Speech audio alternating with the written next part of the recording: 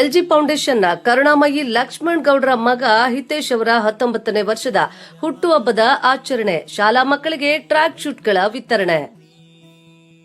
LG ಫೌಂಡೇಶನ್ನ ಕರುಣಾಮಯಿ ಲಕ್ಷ್ಮಣ್ ಗೌಡ್ರ ಮಗ ಹಿತೇಶ್ ಅವರ 19ನೇ ವರ್ಷದ ಹುಟ್ಟುಹಬ್ಬವನ್ನು ಹೊಸಕೋಟೆಯ ಎಂವಿ ಎಕ್ಸ್ಟೇಷನ್ನಲ್ಲಿರುವ ಸರ್ಕಾರಿ ಹಿರಿಯ ಪ್ರಾಥಮಿಕ ಶಾಲೆಯಲ್ಲಿ ಶಾಲಾ ಮಕ್ಕಳಿಗೆ ಟ್ರ್ಯಾಕ್ ಶೂಟ್ಗಳ ವಿತರಣೆ ಮಾಡುವ ಮೂಲಕ ಆಚರಿಸಲಾಯಿತು. ಈ ಸಂದರ್ಭದಲ್ಲಿ ಮಾತನಾಡಿದ ಲಕ್ಷ್ಮಣ್ ಗೌಡ್ರು ಮಕ್ಕಳಿಗೆ ಹಣದ ಮೌಲ್ಯ ತಿಳಿಸುವುದರೊಂದಿಗೆ ದಾನ ಧರ್ಮದ ಮಹತ್ವ ತಿಳಿಸಿದಾಗ ಅವರೂ ಅರ್ಥ ಮಾಡಿಕೊಳ್ತಾರೆ ಎಂಬುದಕ್ಕೆ ನನ್ನ ಮಗ ಹಿತೇಶ್ ಉದಾಹರಣೆ. ನನ್ನ ಮಗ ಹಿತೇಶ್ ಹುಟ್ಟುಹಬ್ಬಕ್ಕೆ 50,000 ಶೂ ಬೇಕೆಂದು ಬೇಡಿಕೆ ಇಟ್ಟಾಗ ಹಿತೇಶ್ ಈ ಸಂದರ್ಭದಲ್ಲಿ ಬೇಡ, ಅದೇ ಹಣದಲ್ಲಿ ನಿನ್ನ ಹುಟ್ಟುಹಬ್ಬದ ಅಂಗವಾಗಿ ಬಡ ಮಕ್ಕಳಿಗೆ ಬಟ್ಟೆಗಳನ್ನು ಕೊಡಿಸುತ್ತೇನೆ ಎಂದು ತಿಳಿಸಿದಾಗ ಸಂತೋಷದಿಂದ ಒಪ್ಪಿ ಅವನ ಹುಟ್ಟುಹಬ್ಬವನ್ನ ಸರಳವಾಗಿ ಆಚರಿಸಿಕೊಂಡು ಕಾಲೇಜಿಗೆ ಹೋಗಿದ್ದು ನನಗೆ ಹೆಮ್ಮೆ ತರುತ್ತಿದೆ ಎಂದು ವಿವರಿಸಿದ್ರು. ದಾನಿಗಳು ಬಂದಾಗ ಅದೇ ಕೊಡಿ ಇದೇ ಕೊಡಿ ಎಂದು ಕೇಳುವುದು ಸಮಂಜಸ ಅಲ್ಲ. ಸಣ್ಣ ಪುಟ್ಟ ದಾನ ನೀಡುವವರನ್ನ ಪ್ರೋತ್ಸಾಹಿಸುವ ಕೆಲಸ ಮಾಡಬೇಕಾಗುತ್ತದೆ ಎಂದು ಸಲಹೆ ನೀಡಿದ್ರು. ಕಾರ್ಯಕ್ರಮದ ನಂತರ ಎಲ್ಲ ಅತಿಥಿಗಳಿಗೂ ಹಾಗೂ ಮಕ್ಕಳಿಗೆ ಮತ್ತು ಶಾಲಾ ಸಿಬ್ಬಂದಿಗೆ ಊಟದ ವ್ಯವಸ್ಥೆ ಮಾಡಲಾಗಿತ್ತು. ಕಾರ್ಯಕ್ರಮದಲ್ಲಿ ರೋಟರಿ ಅಧ್ಯಕ್ಷ ಸುಬ್ರಹ್ಮಣಿ ಬಚ್ಚಣ್ಣ, ರೋಟರಿ ಸದಸ್ಯ ನಟರಾಜ್, ರೋಟರಿಯ ಸದಸ್ಯರು ಹಾಗೂ ಶಾಲಾ ಉಪಾಧ್ಯಾಯರುಗಳು, ಸಿಬ್ಬಂದಿ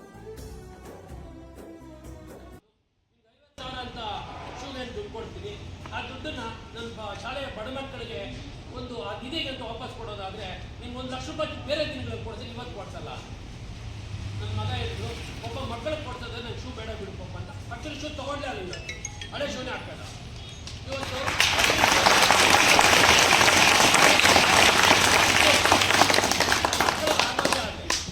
ಬೇಡ ಪಾಪ, ನಂಗೆ ಶೂನೇ ಬೇಡ, ನಾನು ಹಳೆ ಶೂ ಹಾಕ್ತಾ ಅಂತ ಇವತ್ತು ಅವ್ನು ಬರ್ತಾರೆ. ಅಷ್ಟು ಅವ್ರು ಹೊಸ ಬಟ್ಟೆನ ಹಾಕೊಳ್ಳೋದಿಲ್ಲ. ಇದೇ ಥರ ಅವ್ರು ಸ್ಪೋರ್ಟ್ಸ್ ಡೇ ಇದೆ, ಅವರು ಕೂಡ ಒಂದು ಟ್ರ್ಯಾಕ್ ಶೂ ಹಾಕೊಂಡು ಹಳೆ ಶೂ ಹಾಕೊಂಡು ಇವತ್ತು ಕಾಲೇಜಿಗೆ ಹೋಗ್ತಾರೆ.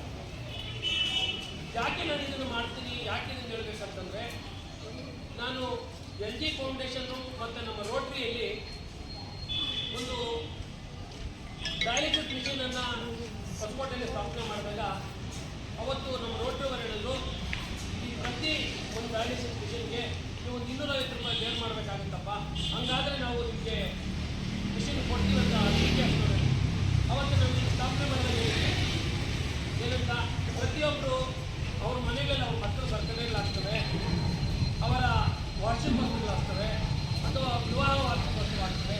ಅಂಥ ಸಂದರ್ಭದಲ್ಲಿ ಏನಾದರೂ ಒಂದು 5,000 ಅಲ್ಲಿ ಕೊಡಿ, ಕಷ್ಟದಲ್ಲಿರ್ತಕ್ಕಂಥ ಡಯಾಲಿಸಿಸ್ ರೋಗಿಗಳಿಗೆ ಅನುಕೂಲ ಆಗ್ತದೆ ಅಂತ ಹೇಳಿ ಸಾಕಷ್ಟು ಜನ ಮಾಡಿದ್ದಾರೆ. ಇದು ಕೂಡ ಯಾಕೆ ಮಾಡ್ತೀನಿ ಅಂದರೆ, ನನ್ನ ಮಗನಿಗೆ ನಿಮ್ಮಂಥ ಆಶೀರ್ವಾದ ಇಲ್ಲಿ ಒಂದು ಕಡೆ, ಎರಡನೇದು ಈ ಥರದ್ದು ದುಡ್ಡನ್ನು ಫೋನ್ ಮಾಡೋ ಬಂತು. ಇಲ್ಲಿ ನಾವು ಮೇಡಮ್ನಲ್ಲಿ ಕೂತಿದ್ದೀರ, ಶಿಕ್ಷಕರು ಕೂತಿದ್ದಾರೆ. ಇವತ್ತು ಇಲ್ಲಿ ಕೂತಿರೋಂಥವ್ರು ಯಾರ ತಂದೆ ತಾಯಿಗೂ ಕೂಡ ₹1,00,000 ಸಂಬಳ ತಗೊಳ್ಳೋಂಥವ್ರು ಯಾರು ಇಲ್ಲ. ಇವತ್ತು ನಿಮ್ಮ ಬಹುಶಃ ₹10,000 ಸಂಬಳ ಬರ್ತಾ ಇರುತ್ತೆ. ಒಬ್ಬರು ಯಾರೋ ಒಂದು ದಾನಿಗಳು ಬಂದಾಗ ಅವರುಗಳನ್ನು ಪ್ರೇರೇಪಣೆ ಮಾಡಬೇಕೇ ವಿನಃ ಅವರನ್ನು ನಾವು ಅದೇ ಕೊಡಿ ಇದೇ ಕೊಡಿ ಉತ್ಪ್ರೇಕ್ಷಣ ಮಾತುಗಳನ್ನು ಆಡೋದು ಸಮಂಜಸ ಅಲ್ಲ. ಇದನ್ನು ನೀವು ಕೂಡ ತಿಳ್ಕೊಬೇಕಾಗ್ತದೆ. ಹಂಗಾಗಿದ್ರೆ ಬಹುಶಃ ಈ ಶಾಲೆ ಈ ಮಟ್ಟಕ್ಕೆ ಬರ್ತಿದ್ದೀವಿ. ಇದು ಒಂದೇ ಥರಕ್ಕೆ ಆಗಿರೋದು ಕೆಲಸಗಳಲ್ಲ, 10 ಬಹುಶಃ ಒಂದು 7-8 ವರ್ಷಗಳ ಸಮಯ ತಗೊಂಡಿದೆ ಈ ಶಾಲೆ ಈ ಮಟ್ಟಕ್ಕೆ ಬರಬೇಕಾಗುತ್ತೆ. ಹಾಗಾಗಿ ಯಾರು ಸಣ್ಣ ಪುಟ್ಟಕ್ಕೆ ಸಹಾಯ ಮಾಡೋದು ಬರ್ತಾರೆ ಅವ್ರನ್ನೂ ಕೂಡ ನೀವು ಪ್ರೋತ್ಸಾಹ ಮಾಡಬೇಕಾಗುತ್ತೆ.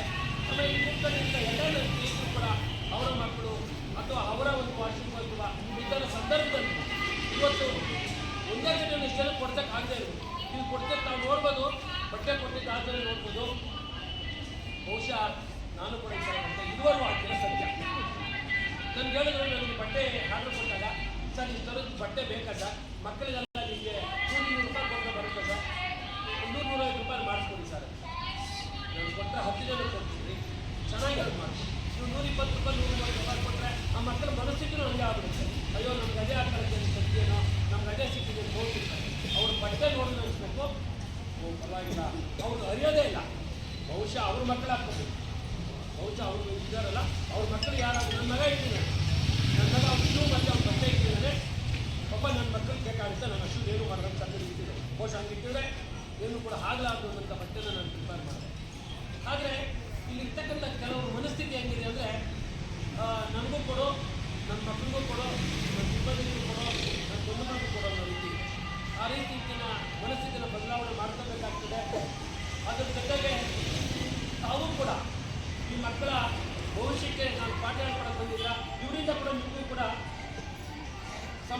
ಗೊತ್ತಿರೋದು. ಯಾಕಪ್ಪ ಹೇಳ್ತೀನಿ ಮಾತೇನಂತಂದರೆ, ನಮ್ಮ ಶಾಲೆಯಲ್ಲಿ 3 ಜನ ಮಕ್ಕಳಿದ್ದಾಗ ಶಿಕ್ಷಕರಿಗೆ ಗೊತ್ತಾಗ್ತದೆ. ಇವತ್ತು ಎಲ್ಲ ಶಾಲೆಗಳು ಮುಚ್ಚೋಗಂಥ ಪರಿಸ್ಥಿತಿಯಲ್ಲಿ ಬಂದಿದೆ. ನೀವು ಕೂಡ ಈ ಗೌರ್ಮೆಂಟ್ ಶಾಲೆನ ನನ್ನ ಸ್ವಂತ ಶಾಲೆಯನ್ನ ಥರ ಭಾವಿಸಿ ಈ ಶಾಲೆಯ ಅಭಿವೃದ್ಧಿಗೆ ನೀವು ಕೈ ಜೋಡಿಸಬೇಕು, ಈ ಮಕ್ಕಳ ಭವಿಷ್ಯಕ್ಕೆ ನೀವು ಕೂಡ ಕೈ ಜೋಡಿಸ್ಬೇಕಂತ ಮಾತನ್ನು ಹೇಳ್ತಾ ನಾನು ಕೂತಿರ್ತಕ್ಕಂಥ ಎಲ್ಲ ಹಿರಿಯರಲ್ಲಿ ಮನವಿ ಮಾಡ್ತೇನೆ. ನಾನು ಮಾತಾಡ್ತಕ್ಕಂಥ ಕೆಲವೊಂದು ವಿಚಾರಗಳಲ್ಲಿ ಯಾರಿಗಾದರೂ ಬೇಸರ ತಂದಿದ್ರೆ ಅಥವಾ ಅವರಿಗೆ ನೋವಾಗಿದ್ರೆ ಕ್ಷಮೆ ಆಗ್ತಾ ಈ ಕಾರ್ಯಕ್ರಮಕ್ಕೆ ಚಾಲನೆ ಕೊಡಬೇಕಂತ ನಮ್ಮ ಅಧ್ಯಕ್ಷರಿಗೆ ಧನ್ಯವಾದ.